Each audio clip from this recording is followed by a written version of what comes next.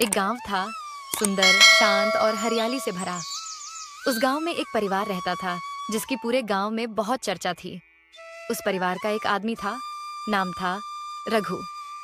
रघु का मटन इतना मशहूर था कि लोग दूर दूर से सिर्फ उसके हाथ का मटन खाने आते थे। रघु का छोटा सा ठेला था जिस पर वो मिट्टी की बड़ी सी मटकी रखता था। उसी मटकी में वो मटन बनाता था, मसालेदार, खुशबूदार और स्वाद से भरपूर। मटन के साथ वो गर्मा गर्म चावल भी देता। जो एक बार खा ले वो दोबारा जरूर आता। एक दिन गांव का बुजुर्ग हरिया बोला, अरे रघु, तेरे मटन में कौन सा जादू है रे? बाकी सब भी तो वही मसाले डालते हैं। बाबा, ये तो मेरे हाथों का कमाल है, बाकी कोई राज नहीं। लेकिन सच्चाई कुछ और ही थी। रघु शहर के बड़े बकरा बाजार से छोटे छोटे बकरे खरीद कर लाता और अपने घर के पीछे बने बाड़े में रखता। वहां वो बकरों को 1 महीना पालता। हर दिन उन्हें खास खाना खिलाता, अदरक, लहसुन और हरे धनिये का मिश्रण। चलो जी, आज का खाना खाओ, स्वाद से जियो और फिर बनो सबका चहेता मटन। बकरे भी अब आदत में आ चुके थे। वो बड़े मजे से मसालों वाला खाना खाते और तंदुरुस्त होते। शहर के बड़े बड़े होटल वाले भी रघु के पास आते। भाई साहब, हम भी मटन बनाते हैं पर आपका टेस्ट तो लाजवाब है। राज बताइए ना। राज होता तो सबको बता देता, बस दिल से बनाता हूँ। कोई नहीं जानता था कि मटन का असली स्वाद रघु के मसालों से नहीं, बल्कि बकरों के पेट में पहले से मौजूद स्वाद से आता था। यही था रघु का जादू। जैसे जैसे दिन बीतते गए, रघु का ठेला पूरे जिले में मशहूर हो गया।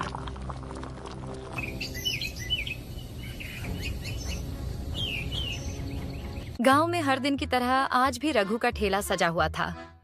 मटके से उठती मसालों की खुशबू पूरे मोहल्ले में फैल चुकी थी। लोग लाइन में लगे हुए थे, कोई चावल के साथ, कोई रोटी के साथ, और कुछ लोग तो डब्बे में भरवा कर ले जा रहे थे। लेकिन आज कुछ अलग था। ठेले के पास ही एक आदमी खड़ा था। नाम था मुकेश, जो गांव में ही रहने वाला था और खुद भी मटन बनाने का छोटा सा ठेला चलाता था। पर उसकी बिक्री ज्यादा नहीं होती थी। वो रघु के ठेले के पास खड़ा सब गौर से देख रहा था। ये रोज इतने लोग कैसे आते हैं इसके पास? मैं भी तो वही मसाले डालता हूँ, फिर बात क्या है? अचानक उसने देखा कि रघु के मटन के मटके के पास से एक लड़का आया और चुपके से कुछ कहकर चला गया। रघु ने मुस्कुराते हुए सिर हिलाया और ठेले से उठकर कुछ ही दूर अपने घर की ओर चल पड़ा। मुकेश को शक हुआ। आज देखता हूँ आखिर माजरा क्या है। वो भी धीरे धीरे रघु के पीछे हो लिया। थोड़ी दूर जाने के बाद रघु अपने घर के पिछले हिस्से में बने बाड़े में पहुंचा, जहां उसके 3-4 बकरे बंधे हुए थे। मुकेश ने झाड़ियों के पीछे छुपकर देखा। रघु ने एक बर्तन में कुछ मसाला निकाला। उसमें अदरक, लहसुन और ताजे हरे धनिये की खुशबू आ रही थी। उसने उसे पानी में भिगोया और फिर बकरों के आगे रख दिया। मुकेश की आंखें चौड़ी हो गईं। अरे, ये तो बकरों को अदरक लहसुन खिला रहा है। बकरे भी बड़े शौक से उसे चबा रहे थे, जैसे स्वाद ले रहे हों। तो ये है मटन का स्वाद, मैं भी अब ऐसा ही करूंगा। मुकेश को अब रघु के मटन के स्वाद का राज मिल चुका था। उसके मन में एक नई उम्मीद जागी। अब तो मेरा ठेला भी चलेगा। मैं भी वैसे ही बकरे पालूंगा, वैसे ही मसाले खिलाऊंगा।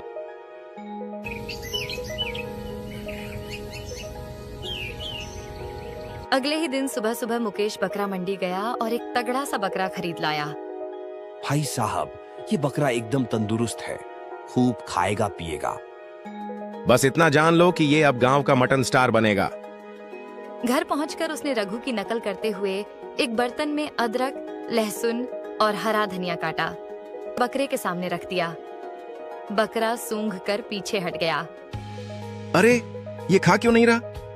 उसने बकरे को प्यार से पुचकारा, खाना पास ले जाकर दिखाया, पर बकरा नाक सिकोड़ता रहा। खा ले रे भाई, स्वादिष्ट है, मटन हीरो बनेगा तू। पर बकरा टस से मस नहीं हुआ।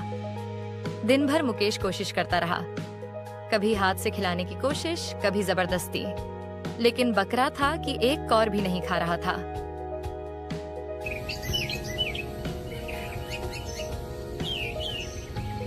अगली सुबह मुकेश सीधा रघु के पास पहुंचा।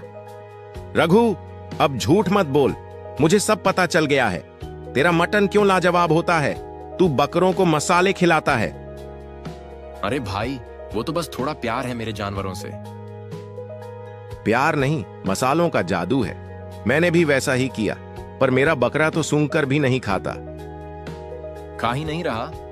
अच्छा चलो, एक दिन मेरा मटन खाकर बताना, फिर बात करेंगे।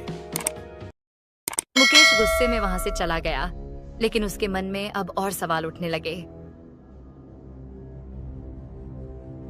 मुकेश घर लौटा तो गुस्से और उलझन में था। रघु जरूर कुछ छुपा रहा है। वही अदरक लहसुन मैं भी लाया, वही बकरा भी। फिर मेरा बकरा क्यों नहीं खा रहा? वो बैठा बैठा सोचता रहा। तभी उसके छोटे भाई मनु ने पूछा, भैया तुमने वो अदरक लहसुन ऐसे ही कच्चे दे दिए क्या? हाँ, जैसे कांटा वैसा ही रख दिया। क्यों? मुझे तो लगता है कि रघु कुछ प्रोसेस करता होगा, शायद भिगोता हो या कुछ और करता हो जिससे बकरों को खाने में आसानी हो। मुकेश को बात जमी। अरे हाँ, रघु जब बकरों को खिला रहा था तो मसाला कुछ गीला सा दिख रहा था। शायद वो पहले भिगोता होगा। अगले दिन मुकेश ने वही किया। अदरक, लहसुन और हरे धनिये को पानी में भिगोकर कुछ घंटों तक रखा और फिर बकरे के सामने रखा। बकरा पहले सूंघा, फिर धीरे धीरे चखने लगा और कुछ ही पलों में पूरा बर्तन खाली कर दिया। अब आया मजा। अब मेरा बकरा भी रघु स्टाइल में तैयार होगा। उसी शाम वह फिर रघु के पास गया, लेकिन इस बार गुस्से में नहीं, मुस्कुराते हुए। रघु भाई, तुम्हारा तरीका समझ आ गया। अब मेरा बकरा भी मसाले खा रहा है। शुक्रिया, बिना बताए ही बहुत कुछ सिखा दिया। अरे भाई, स्वाद में बस थोड़ा धैर्य और प्यार लगता है, और थोड़ी समझदारी भी। अब मुकेश को सच्ची सीख मिल चुकी थी, नकल में भी समझ चाहिए। अब जब मुकेश ने बकरे को मसाले खिलाने की तरकीब सीख ली तो उसका आत्मविश्वास भी बढ़ गया। अब मैं भी गांव का मटन किंग बनूंगा। देखना रघु, अब लोग तेरे नहीं मेरे ठेले पर आएंगे।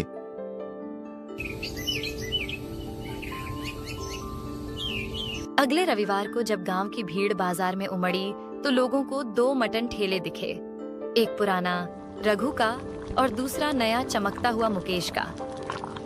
लोग आपस में बातें करने लगे। अरे देखो, मुकेश भी अब रघु जैसा मटन बना रहा है। चलो आज उसके यहाँ भी छकते हैं, क्या पता कुछ नया मिल जाए। पहली बार मुकेश के ठेले पर अच्छी भीड़ लगी। उसने जोश में चावल के साथ गर्म मटन परोसा। वाह, टेस्ट तो अच्छा है, पर रघु जैसा कुछ कमी लग रही है। दूसरी ओर रघु आराम से अपने ठेले पर बैठा था। भीड़ अब थोड़ी बढ़ चुकी थी, पर उसके पुराने ग्राहक अब भी वहीं थे। रघु भाई, तुम्हारे मटन का स्वाद बस दिल छू जाता है। कुछ तो अलग बात है। बस भाई, मटन में भी ईमानदारी डालता हूँ। मुकेश के मटन का स्वाद अच्छा तो था, पर उसमें वो गहराई नहीं थी। उसने वही प्रक्रिया अपनाई थी, पर उसमें रघु जैसी निपुणता, समय और अनुभव की कमी थी। शाम को मुकेश ने देखा कि रघु के ठेले पर अब भी भीड़ बनी हुई थी, जबकि उसके यहाँ लोग धीरे धीरे कम हो गए। राज तो पता चल गया, पर शायद स्वाद में अनुभव और दिल भी डालना पड़ता है।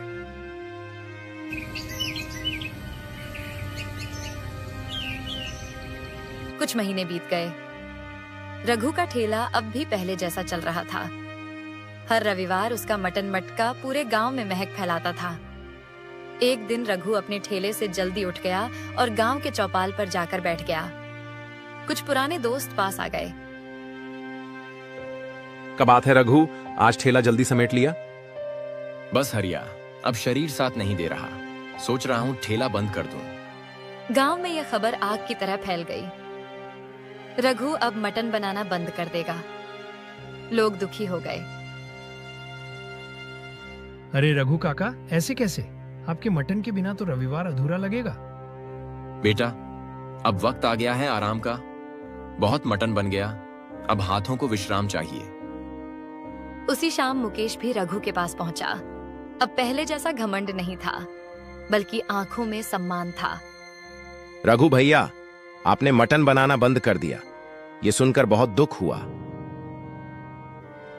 अब तेरा स्वाद भी तो अच्छा हो गया है, लोग तेरे पास भी आने लगे हैं। तू अब जिम्मेदारी संभाल। पर जो बात आपके मटन में थी वो मैं कभी नहीं ला पाया। स्वाद सिर्फ मसालों से नहीं आता बेटा। जानवर को जैसे प्यार से पालता हूं, वैसा ही प्यार उस मटन में उतरता है, और फिर सालों का अनुभव भी कुछ कम नहीं होता। अगले दिन रघु ने अपना ठेला एक कोने में रख दिया, मटका धोकर साफ किया और अपने आंगन में टांग दिया, जैसे कोई योद्धा अपनी तलवार टांग देता है। अब मटन का जादू गांव में किसी और के कंधों पर था। रघु के ठेले का बंद होना जैसे पूरे गांव की रसोई से खुशबू चले जाने जैसा था। हर रविवार जब उसकी गली से मटन की खुशबू नहीं आती थी तो लोग उदास हो जाते थे, लेकिन रघु को अब आराम चाहिए था, और सबसे बड़ी बात, अब उसे लगने लगा था कि उसकी जगह कोई और ले सकता है। उधर मुकेश ने अब मटन बनाने को सिर्फ धंधा नहीं बल्कि एक कला समझना शुरू कर दिया था। उसने रघु से बहुत कुछ सीखा, सीधे शब्दों में नहीं, पर ध्यान से देखकर, समझकर और महसूस करके। एक दिन मुकेश ने रघु के दरवाजे पर दस्तक दी। रघु भैया, एक बात कहनी है। हाँ बेटा, बोलो। मैं चाहता हूं कि आप एक बार मेरे साथ चलो और देखो कि मैं अब मटन कैसे बनाता हूं। क्या मैं अब आपके लायक बना हूं? रघु मुस्कुराया और मुकेश के साथ चल पड़ा। जब वो मुकेश के घर पर पहुंचा तो देखा साफ सुथरा घर, कढ़ाई अच्छे से रखी गई और चूल्हे की आग पर धीरे धीरे मटन पक रहा था। खुशबू वैसी ही थी जैसी रघु के ठेले से आती थी। मुकेश ने रघु को एक प्लेट परोसी।